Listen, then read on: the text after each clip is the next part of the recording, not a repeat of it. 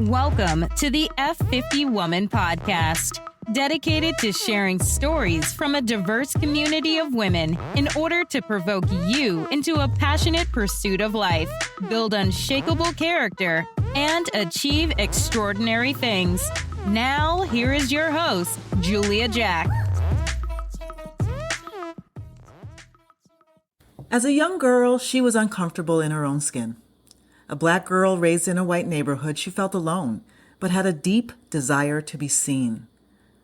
She would eventually grow up and find a place where she not only fit in, but was seen. That was just the beginning.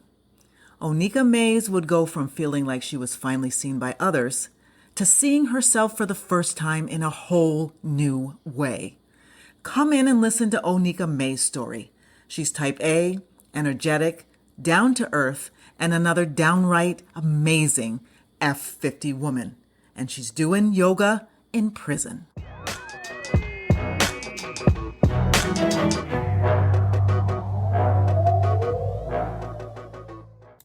Hey, F50 women, thank you so much for joining. I am here today with Oneika Mays. She is an amazing F50 woman. She's got some incredible insights to share with us today. I'm so blessed and thankful to have you, Oneika. Thank you for joining us. I am so happy to be here. Thank you so much. So tell us, let's just start off and get to know who you were as a younger woman or a younger girl, depending on whatever you think is relevant, how young you want to go. So tell us who you were, what you wanted to be, what you dreamt about, and what you were like. I like this. Who was I? Well, you know what? Let me start at around 8. When my family was 8, we moved from one part of New Jersey to another. And we moved to a neighborhood where I was really kind of the only Black girl around in a predominantly white neighborhood. My parents were up and coming and successful, and they wanted me to be in the best schools. And my mom had just told me that she was pregnant with who would be my sister. Okay. And I really loved my life. Like I had amazing parents, but I felt really alone, being the only Black face. And sometimes when I would meet other Black kids, I found my experience was different. And I didn't sound, and I'm putting air quotes, I didn't sound stereotypically Black or listen to stereotypically Black things. So I think a lot of times I felt by myself, even though I was lucky. I had lots of friends, but I never really felt comfortable in my own skin. And that's something I kind of carried with me. And then when my parents moved to another town when I was 13 going on 14, there were more Black kids, but I actually felt even more alone because by that time I was kind of solidified in who I was, and my preppy gear and the way that I sounded didn't really fit in. And I was still fortunate. I didn't really have like lots of problems at school, although I had like people telling me, that I sounded white or acted white and all of those things, which I think left a mark on me, even though I didn't want to admit it at the time.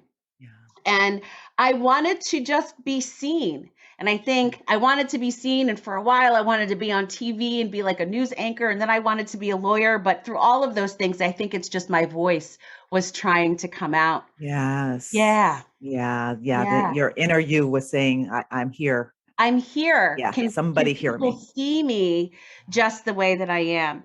There's a podcast called Code Switch, which talks a lot about identity and around Blackness and people who switch who they are based on where they are. And I never code switched. I always sounded like this no matter who I was. Yeah. And I think I always yearned to find a way just to be exactly how I was. And that's sort of not even going into like my identity of finding myself bisexual or queer or pansexual. I don't really hold on to labels with that, but I think that was kind of another thing that was swirling around too. And so I was always kind of a seeker. Okay.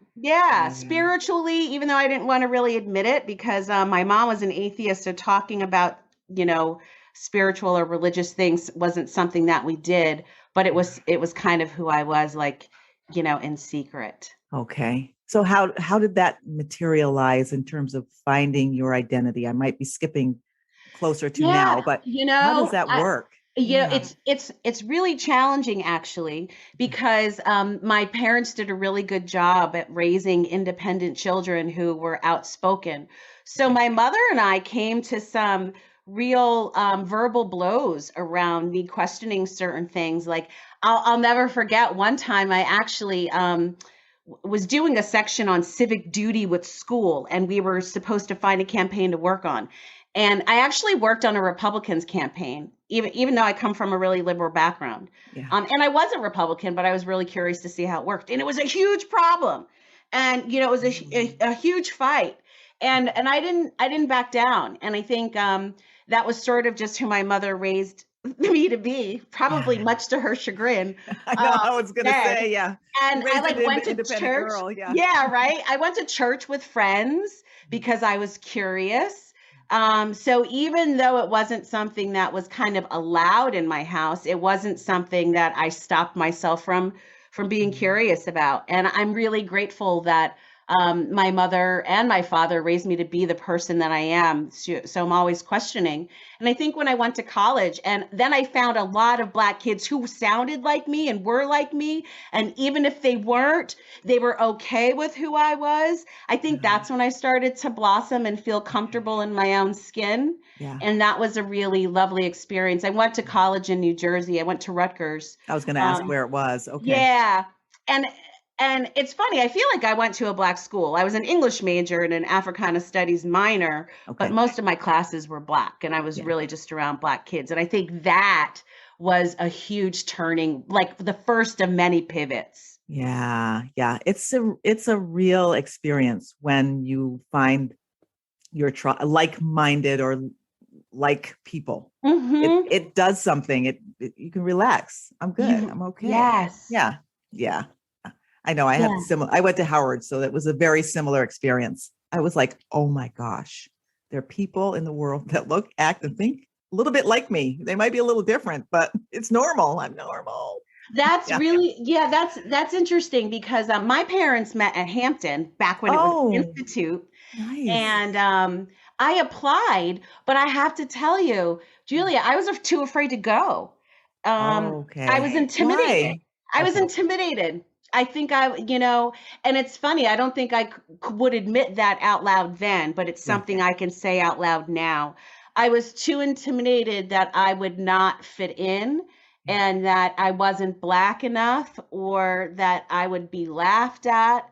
Yeah. And so I of course I got in. I mean, both my parents went, but Yeah. I went to Rutgers instead. Okay, you were thinking that that experience was gonna be something different or Yeah, something I thought it similar was to what you went through what I already. experienced, and I thought it would be that all of the time, and there was no way that That's not what yeah, wanna live with for the next 4 years. Understandably, that would be just yeah. self-torture. Yeah. Yeah, Yeah. yeah. So, tell us who you are now. I don't know, wait, because I love your story so much. I don't know if I wanna go there. I'm not gonna bring them to the top of the mountain yet. Okay, okay. Let's just keep following through your life. Yeah. And so you went to college and then what? Then And what'd you do? then I went to college and still thought that maybe I wanted to go to law school, but Mhm. I also had fallen in love with writing. And so I wrote, and I was an English major, and I had a professor, and I wrote this paper, and she gave me a B, and I was really mad because there was a young woman behind me who I knew wasn't as good as I was, frankly. Yeah. And she got an A, and I was really annoyed. So I went Mm. to the teacher's office hours and Yeah. complained. And Okay. she said that I was lazy, and I was mad because I really Mm. respected her. She was an incredible professor. Okay. And she said, "You don't try hard enough, and you're a really good writer." And I said, "Well, I'm not Alice Walker." And she said, "Well, you're not yet, but you could be Mm. if you applied yourself." And that was another turning point. Yeah, that hurt. I It's was like one of those seen. punches that you needed. It's Yeah. like, oh, It yeah. was it was the first time I had this Black professor who was strong and capable and vulnerable and asking me to ask questions about myself. And I found myself wanting to really articulate things about the world and about who I was, and wasn't quite sure. And her seeing me, right? Like that was the first time I felt seen. And so it put a little spark in me. And then I decided maybe I didn't want to be a lawyer, and maybe I wanted to be a writer, but was too afraid, because admitting out loud to your parents who just sent you to school saying that you want to be a struggling writer isn't really practical. Yeah. So I graduated and ended up at Barnes and Noble, at a bookstore, which I kind of in my head thought was like the next best thing, even though I'm still pretty sure my parents might have thought like, why is she taking a job as a cashier with a college education? But it ended up being pretty fruitful because I worked my way up pretty quickly. I worked at the company at a really interesting time. It was the early 90s when, bookstores were becoming very popular, and I was exposed to so many incredible people that I worked with and authors, and it was really lovely. And I thought I might go back to grad school to get an MFA, but instead I just kept getting promoted.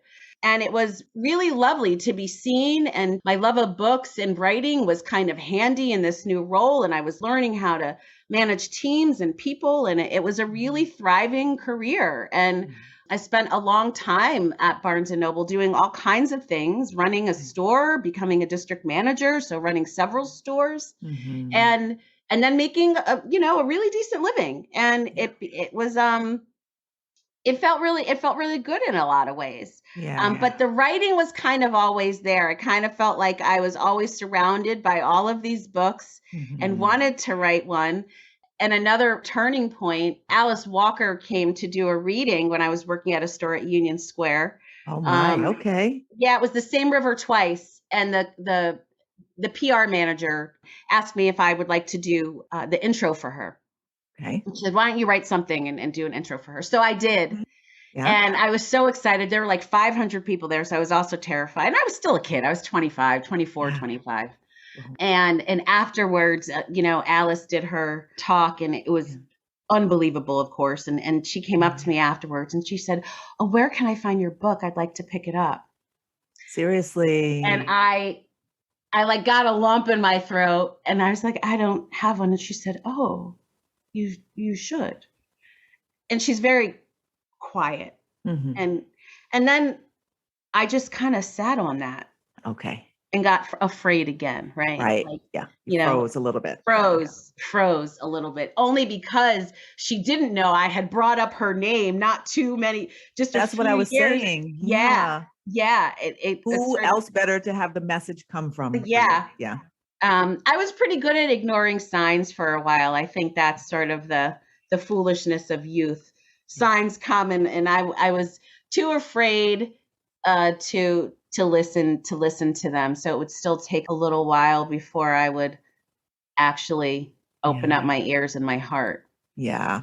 And is that what you would tell your younger self from this point you are now? Is what would you say to her to give her the kick?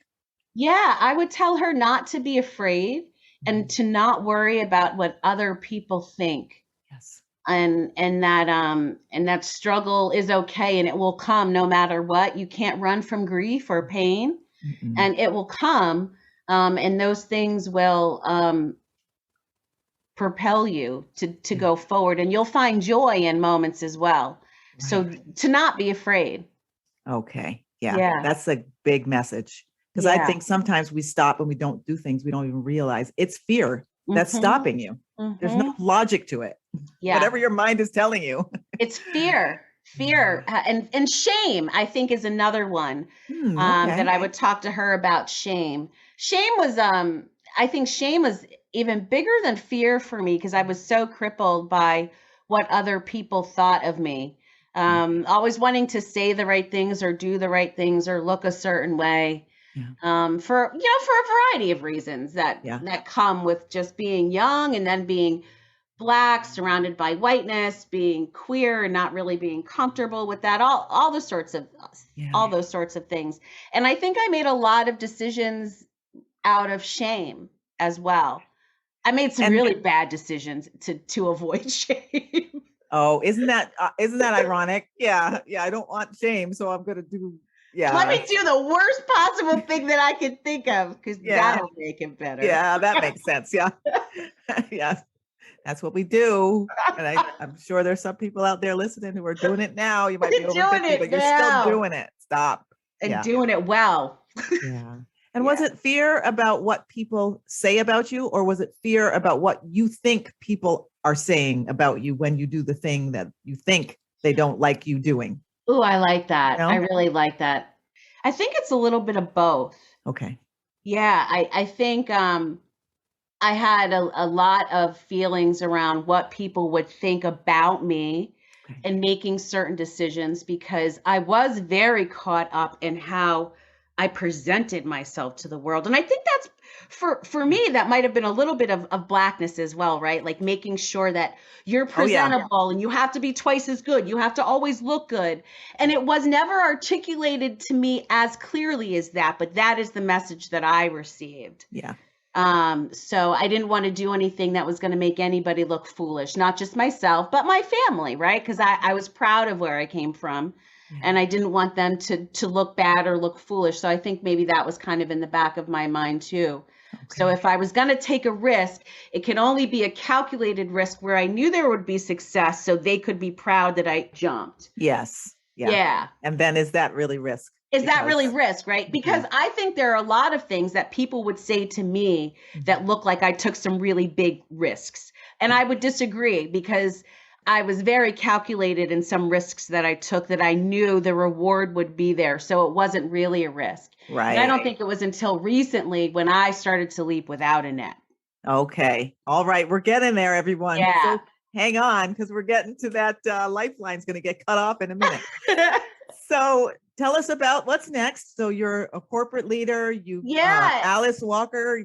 Doing really well at Barnes and Noble. It was great, right? And I think that's probably a great example of the calculated risk. I worked at a retail company, and some people might think that was crazy out of college. Like, why didn't I get a job? My father was very successful at Johnson and Johnson, and I could have easily have followed in those footsteps, but I didn't. And I thought I was sort of blazing my own trail, but it was calculated because I knew this company was doing really well. I knew it was expanding. I knew I was smart. So I knew that opportunity would be there. So I knew if I kept working hard and doing the things that I knew to do, that the reward would be there. And some people were like, wow, you really took a chance doing that and look what happened. But I don't know if it was really a chance. Right. I was raised with a really strong work ethic. So anything that I was going to attempt, I was going to give it my all. Yeah, 100%. Yeah. Yeah. And so things were going really well at, on the outside with work, right? Like, and, I was making lots of bad decisions in my love life, but that's a whole nother podcast. But, when I was a district manager in early 2000s, and had a bunch of stores that I was running. It was doing really well, making a lot of money. And I had this on again, off again relationship with this guy. And we were sort of off again for a period. And then he came back into my life to tell me, and I was 35-ish at the time. He came to tell me that he was going into the Army. And he had been a model and kind of an actor and a seeker himself. Okay. And I thought it was ridiculous, but he went and, he said, when I come back, we're going to have a conversation about this relationship. Because we'd been dating off and on for like a decade. Okay. And he told me I was going to have to blank or get off the pot when he came back. Okay. And all right. and he was kind of right. And I said, yeah, of course. And he didn't come home. Oh, wow. Yeah. Because he stayed where he was, or no, he got killed in Iraq. Oh, jeez, Brad, I'm sorry. Yeah. That's a whole nother level of hard. Yeah. Okay. So he didn't come back. I had talked to him on the day that he got killed, actually, because he would email before he went on a mission. And we still weren't actually really back together, but, we had been a thing. Yeah. And I saw some smoke in the background of this picture that he sent. And he said, what's going on? Like, that's making me nervous. Yeah. And he said, don't worry about it. Some insurgents are blowing some stuff up, but we're good. And I said, okay.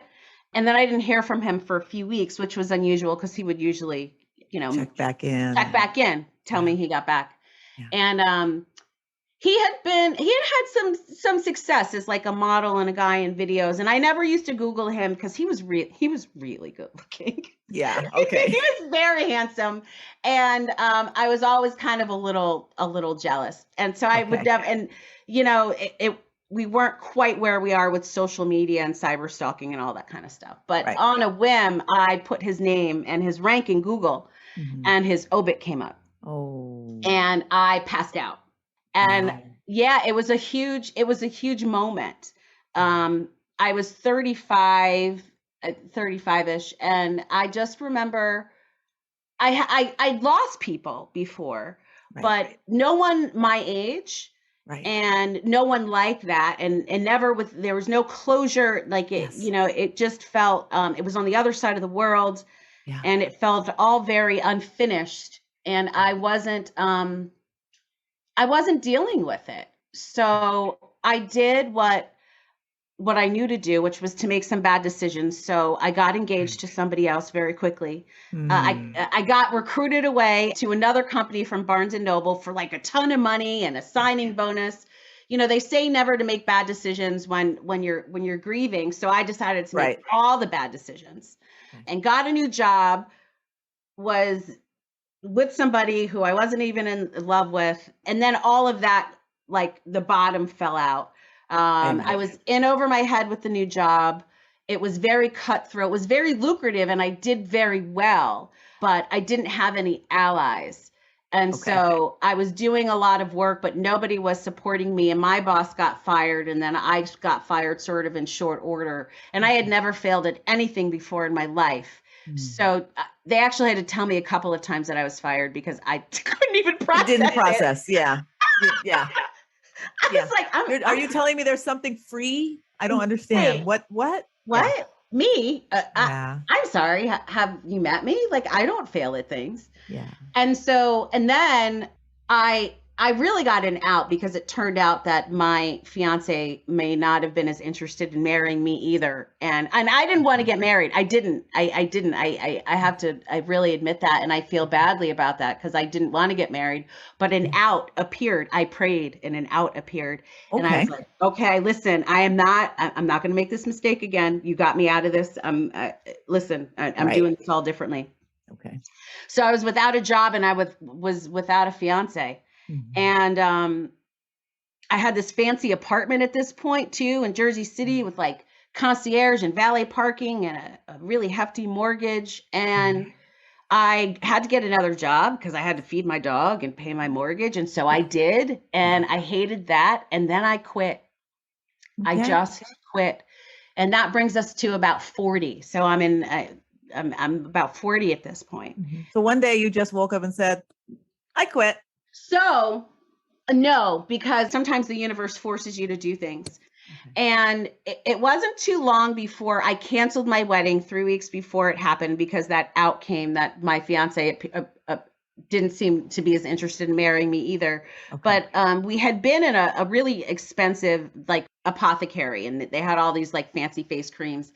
And I remember talking to the owner, who was Black, and she had her own business, and she was like thriving, doing her thing. And we were like the same age. And I was like, oh my God, you are living the dream. I hate my job right now. She said, the universe will find a way. You just, if you speak that out. And it wasn't 2 weeks later that I got fired.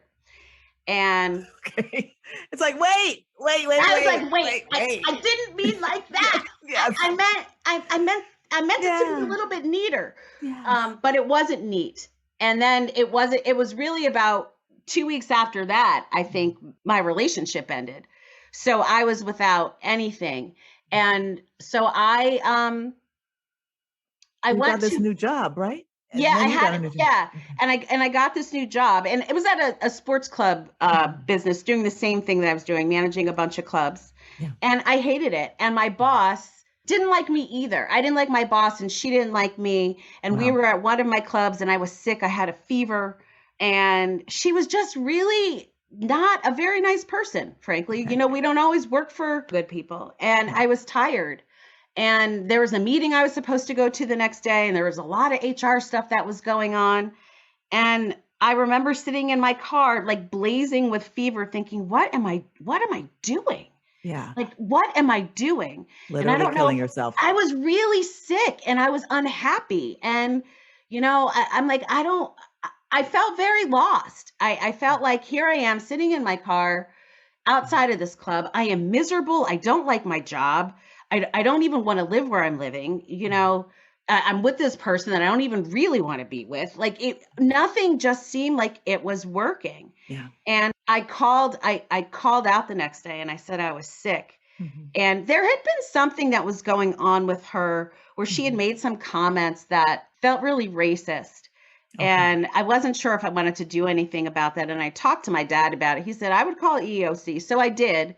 And I never followed up with it, but I just decided that I didn't want to be in that job anymore. So I emailed HR and said that I was leaving. Did you give 2 weeks, or did you just say, I'm not coming back today? I was just going to use my vacation time actually. And I was out, and they contacted me. They were like, wait, are you sure? Like they were like, you don't have to do this. Yeah. But I didn't want to go back. But here's the thing. I was so ashamed that I quit that I told everybody that I got fired again. Okay. I know. And I actually I just recently admitted that out loud. And when I say recently, I mean like a week ago, because I was so ashamed to say that I wanted to do something for myself, but it seemed too hard to admit out loud. Yeah. So if the choice was made for me, I could pursue my dreams that way. Yeah. Yeah. Nobody can argue with it. Nobody can tell you you're stupid. Nobody tells you to go back. Yep. Yeah. And why do you think that is? Now you're on the other end of that. Why do you think we're so ashamed to tell people, I just want to do that over there? Because I don't want to do this anymore. I think we get so caught up, and I feel like this is for everyone. We get so caught up in being productive. And being productive means, how are you contributing to society? Mm-hmm. And what does that look like for work? What does that look like for your family? What is that, how are you just contributing? It's like you become this machine, and to say that you want to pause for a second to reflect even on that idea is considered foolish or selfish or indulgent or all of these things that we shouldn't be allowed to do. So I felt like I had to lie and say that the choice was made for me. Yeah. And I wish I would tell that version of myself just to say that you quit. Yeah. Like to say that you needed a break. Yeah. And I made all the hard decisions that came along with it. I got rid of the fancy apartment. Okay. So I didn't, I was ready to let go of the stuff that I had started to accumulate. And I decided to start all over again, but I wasn't sure how. And I know people thought I was losing my mind. I do. Yeah. I think people thought that maybe I was having like a midlife crisis. A breakdown. Yeah. Yeah. And I might have been. Yeah. I might have been. I was in a hot yoga class. I'd been introduced to yoga like a decade before. Mm-hmm. Maybe not quite a decade, but years before, by a coworker at Barnes & Noble. And I went a couple of times and tried a couple of videos, but I was, wasn't really ready to embrace the practice, but I really felt something inside me shift. So I decided to go back to a hot yoga class. And I was in this class in Manhattan, and there were like 60 people in there. And hot yoga is like 110 degrees and like 75% humidity. Like it is not for the faint at heart. Yeah. And the teacher, I was in this pose, it's called chair pose. So I'm sitting, really low, and my arms are extended, and sweat is literally dripping off me. So it sounded like it was raining. That's how much sweat used to drip off of people in the class because there was no music. Yeah. It sounded like it was raining. It was disgusting if you really think about it. Oh, and the teacher said, you can change or you can be comfortable, but you can't do both at the same time. Yes. And I started to cry. Wow.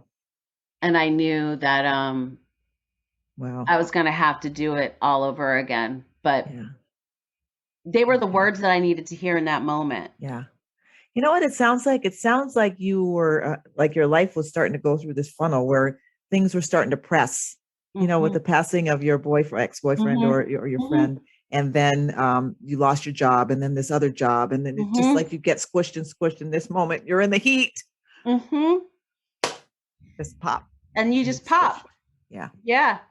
And I got into my car a couple days later and drove down to South Carolina, where my parents had a house. Okay. And I just kind of showed up. It was like me and my dog. And I was like, I don't know what I want to be when I grow up, Dad. And I'm like 40. So this is a problem. Yeah. And what did he say? Did he just look at you like? Yeah, he said, well, let's talk about what you like to do. Okay. And he said, you seem to really like yoga. Like, Yeah. maybe you should be a yoga teacher. Mhm. So I did a yoga teacher training, and it changed my life. Wow. I'm Yeah. so proud of Dad. Just being open and not He being like, was- go back to your job, ask for it back. He Crazy. he was really something, because he could have, you know, in that moment, he was kind of my mentor and my hero. And he could have said, you need to go back and get a job. And honestly, I would have. I Yeah. would have, because I cared a lot about what he thought. Okay. So I would have. But, you know, he said, you don't have kids. You don't have like anything really hanging over your head. Like, why not? Like, just Yeah. try it. Yeah. So my sister and I had recently, you know, done a big chop with our hair. So we were like really into hair. We're still really into hair care. Yeah. We started this website about like natural hair and all this kind of stuff. And I did my Okay. yoga teacher training at the same time, and started to get into this like wellness space. Okay. And teaching yoga was great for me. And I was really fortunate and was able to teach a lot of classes right away, which doesn't really happen. Okay. Like, I was full-time teaching kind of out of the gate, which And was why? Why doesn't that Um, usually happen? And but I don't know because- anything about the field. Yeah. because it's hard to get classes right away, because if Okay. you're an unknown teacher, Okay. it's hard to get a class. But I was taking these classes around the corner from the studio, and the studio owner was really lovely, and she liked me, and she knew I had a strong practice, and she happened to be going back to, she's an art professor, so she was giving up a lot of classes, and she said, why don't you just take all my classes? Nice. Which was another leap of faith. So I just Yep. did. And it felt like such a blessing, because it's like, whoa, this doesn't really happen to a lot of people. Right. And so I taught a lot. So you get those teaching chops pretty quickly. And I had this other background of like teaching people stuff. So there was a lot of crossover. Yeah. Right? Like you know, and I wasn't a kid being a yoga teacher. I wasn't in my 20s. Right. And you've been through a lot of stuff, so you had a lot of stuff to give. You had a lot to give. You weren't just doing it because yoga's a craze and let's do that. Yeah. Yeah, and so it felt like a blessing. And because of yoga teacher training, I was starting to listen a little bit more and trust myself a little bit more. Right? Yoga for me was a place to have a conversation with myself, and a voice that was tender and nurturing. And I hadn't done that before. Okay. So it's a place where you can have a conversation with yourself. For those people who either their lives outside of them or their lives inside of them, maybe their mother or their father is talking to them, you can't do that. You can't do this. No, you're not. You should do this. Is yoga sort of the answer? And how do you get to a place where the voice would just stop chastising you? Yeah, I think yoga can be the answer. Okay. I think any practice where you get a chance to just sit with yourself quietly and be okay with whatever comes up. Yeah. Is the practice, right? And yoga comes from a Sanskrit word, yug, which means to yoke or unite. Okay. So, and yoga it's a practice, and even a science around quieting the chitta, the noise in the mind, to allow for a place of stillness and to sort of be with yourself and all things around you. Yeah. And did you have a lot of noise? Yeah. I still have a lot of noise, right? I still have tons of noise. I've just learned to sort of make peace with it. And I think that was the thing for me, that it wasn't that I even had to learn how to quiet the voices, but to learn to be okay with what they were saying and not necessarily listen to the ones that I knew were maybe necessary at the time, right? Like, I think there was a hardness to me because of sort of life experiences that helped me propel and get through some really tough situations. Right. You know, I was young at Barnes and Noble. I was one of very few Black faces. Mm-hmm. And so I was hard and I was determined and I was ferocious, and that was necessary, but it wasn't necessary all of the time. Okay. And I think when I started yoga, I learned how to crack that shell a little bit and be nice to but what was behind the shell, because I was ferocious, because I was sad because of things that people said, or the fighting that I had to do, or the working harder than maybe other people were, and learning how to comfort behind the shell. Okay.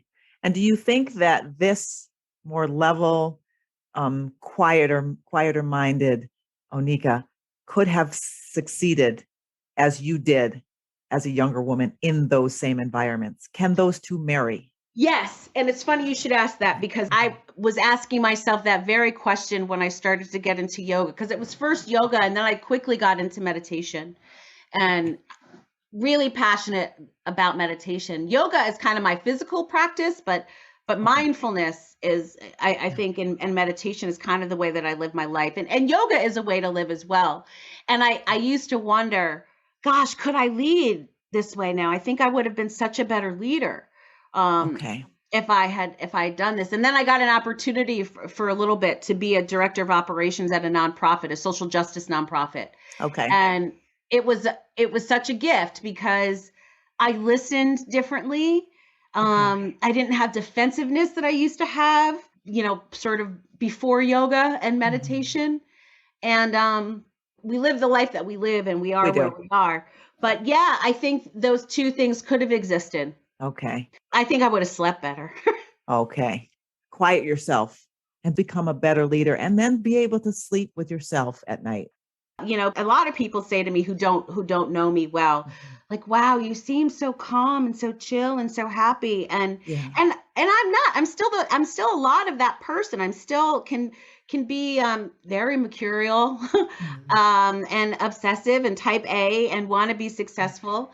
Yeah. And I also have an ability to tell that part of me that was necessary then, like, it's okay. Like, I got you. You can let that part rest, but I don't chastise her the way that I would have before. Okay. Yes. So tell us about what you do now. So you got into yoga, and then now I got into yoga, and yoga opened up a world for me. And I think it opened me up because when I quit my previous work life, I had defined myself by what I did for a living. I defined myself by the money I was making, by what I did, and being successful. And I didn't do that with yoga. And so there was a period before I became a yoga teacher that I felt really lost, and I didn't know who I was, which is why I think yoga was so useful, because it introduced me, just to Oneika and who I was. Okay. And I found out that I really liked her, and she was interesting without having to say what she did for a living. She was interesting without having to prove that she was successful. She was interesting just if she was just laying on the floor at the end of a yoga class, and wasn't that nice. And that, I think that was really beautiful. And it was, I made friends just to make friends, rather than they were people that I worked with. I started to go out in my neighborhood for the first time, which I realized I hadn't been doing because I was just working all of the time, and reconnecting with the world in a different way, and it was really lovely. And I wanted to share that with people. So I started to volunteer with an organization that was teaching yoga and mindfulness and jails, specifically at Rikers Island in New York City, which is, for folks who are listening and don't know, it's probably one of the most notorious jails in the country. Yes. And it's fraught with violence and all sorts of things. It's just not a great place. Okay, go ahead. Yeah. So I started volunteering and teaching there. And honestly, I had a moment the first day that I went that I was like, people are going to laugh at me, or am I even going to connect? I mean, I'd never been in trouble before. But I thought, I don't know, this kind of makes sense. So I went, and, please explain to us what it was like the first time you walked through the prison doors. I can't even imagine. So the first time that I walked, it's funny, the first time that I walked in, I was supposed to be meeting this woman, Oneika, who was head of the nonprofit. And we got the dates mixed up. So I called her from the cell phone, because Rikers Island is actually an island. So a bus takes you over a bridge, and then you're at this first main building, and you have to clear security to get onto another bus that takes you to the jail where you're supposed to go. There's I think 11 jails on Rikers Island, and I was going I to the didn't know women's that. jail. Yeah. Okay. It's big. It's a really big place. Okay. And so I was waiting for the bus, and then I was waiting for her, and she wasn't there. So I called her. We had the dates wrong. And so I said, well, I'm just going to go by myself and go meet my students. And there was silence. Okay. Are you sure? I said, yeah. That's what I would have said. No, Oneika, wait for another day. Yeah. I was like, yeah, why not? I mean, I'm going to have to go on my own anyway. So I just went. Okay. And I was given this badge, and at the time, now you have to be escorted from place to place, but at the time there weren't. They were just like, oh, you have to go to the 800 bed, just clear security and then just go. So I was like, oh, okay. So I'm just like walking through the halls, and I find where I'm going, and I meet this counselor. I say, hi, I'm supposed to be teaching yoga next week, but I wanted to come and meet everybody. And she was like, you can't. Where's the person you're supposed to be with? They're not. There's a crazy lady in the hallway. Yeah.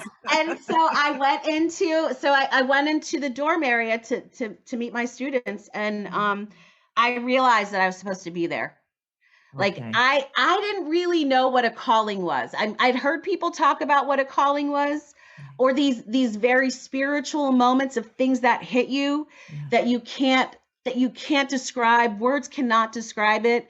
And when I was there, I get goosebumps even just talking about it now. Yeah. That, this is what everybody's talking about when they say they have a calling. Yeah. And I knew somehow that something was happening. And I was really grateful for my practice because I could be present to it. And it wasn't something I would have to reflect on later and realize that I had a moment. I was in the moment as it was happening. And I was so grateful for that blessing. Wow. And so then I went back the next week, and I kind of just never stopped going. Okay. And about 3.5 years ago, the agency that sort of does the medical for all of Rikers Island was launching a pilot program. Okay. And they were looking to hire a mindfulness coach to work full time.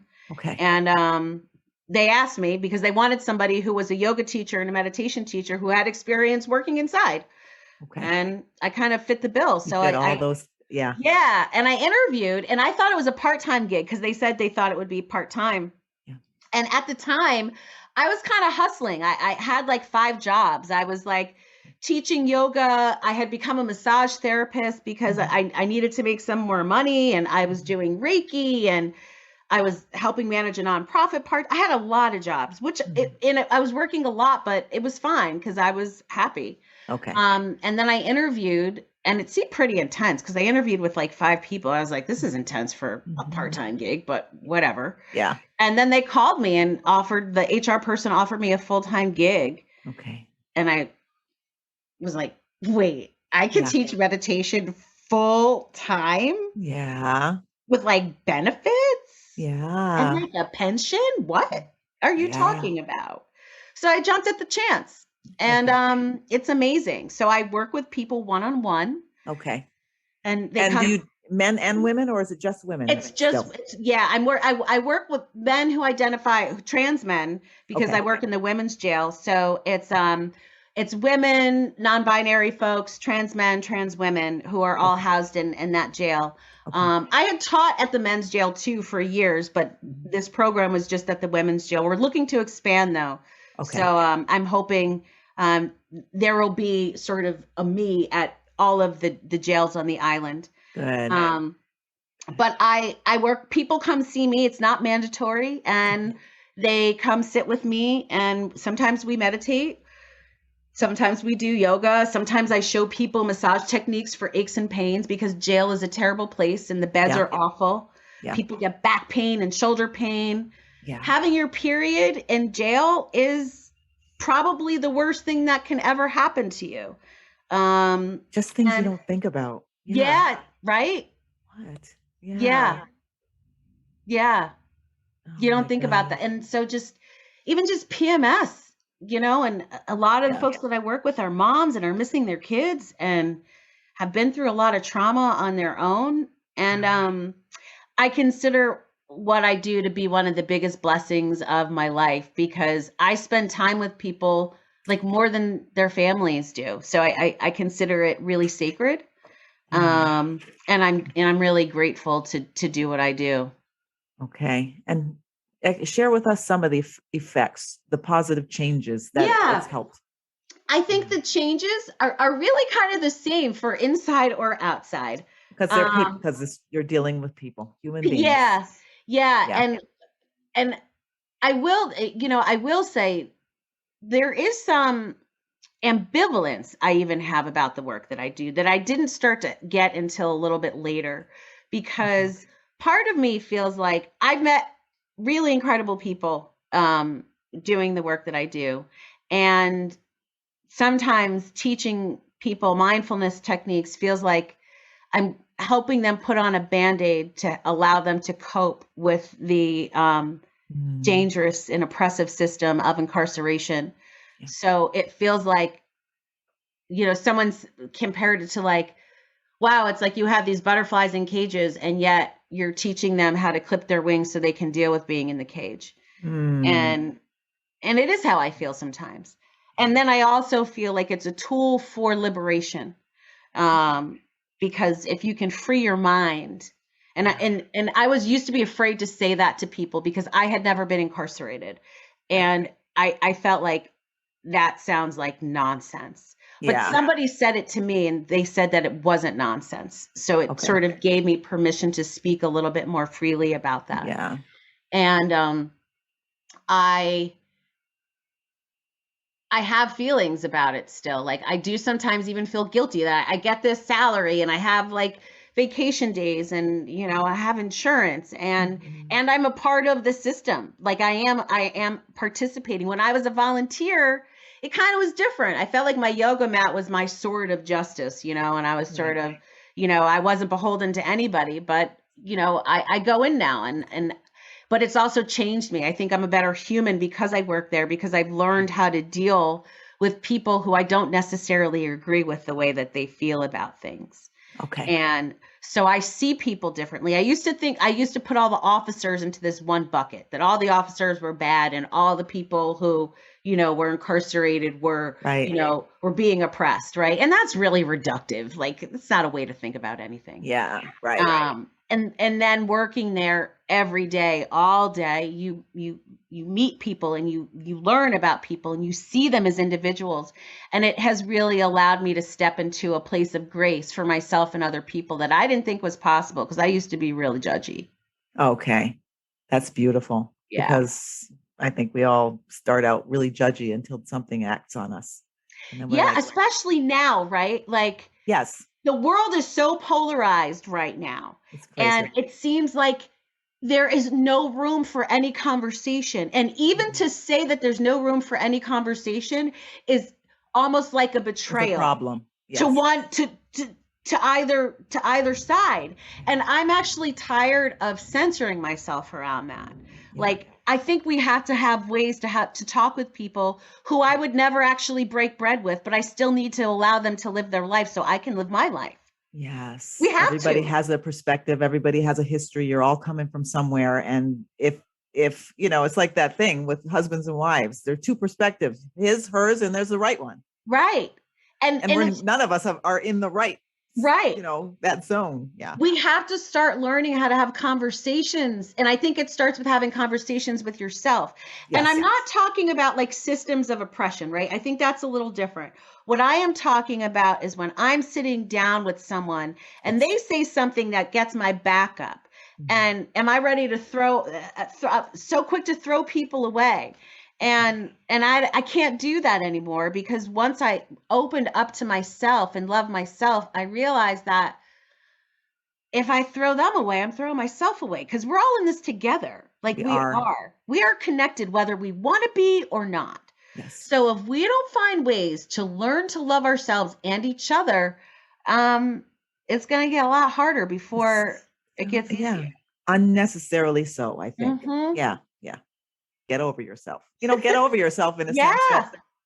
You are not the center of the universe, and your Yeah. thoughts are not all right and theirs are all wrong. It just doesn't work that way. It doesn't work that way. And that is why we have to know ourselves. That is why. Because judgment, I think, comes from shame. Judgment, I think, comes from fear, because we have to categorize things to make ourselves feel better about the way that we're talking to ourselves. But when we learn to be whole, and when we learn to accept all parts of ourselves, even the parts that we're a little embarrassed about, then we can see that in other people and realize that they're just trying to do the same thing. Yeah. I don't know who said it, but somebody somebody famous or something was explaining that we're just really all mirrors. So what I'm seeing in you, look at yourself. It's probably something that's being reflected back at you. Oh, that happens a lot. When I get irritated with somebody, I know it's because they're acting. Oh, I've been that person, and I don't like the way that looks. That does not look attractive. Yes, I've been there too, and it helps you not be so irritated with the person, because you're like, okay, all right, it's all right, yeah. So I have two more questions. One is, how can everybody get in touch with you after this podcast is over? They may have questions. They may want to, you never know. There may be somebody who's thinking, I want to be part of that project. So how can they get in touch with you? They can find me. My website is oneikamays.com. You can reach me there. You can also find me on Instagram at Oneika Mays, and LinkedIn at Oneika Mays, and Facebook at Oneika Mays. Nice. And so the last thing I want to ask you is, God has visited you, and he said, Oneika, you've done a great job. Well done. But I'm going to take you now. What would be the one thing you want to leave the world? What's the one message you want to leave the world as you're going on to the next place? That's a good one. Remember to love yourself. Okay. Yes. Just remember to love yourself. Yeah. That it's okay to love yourself. I think I mean, it's okay to love yourself. Okay. Yeah. Thank you Oneika. So much. Thank you. This was a blast. Thank you. It was amazing. You've been listening to the F50 Woman Podcast. Join the F50 Woman movement and this diverse group of voices to help change the world one woman at a time. Why should you join at your age? Because we're not done yet.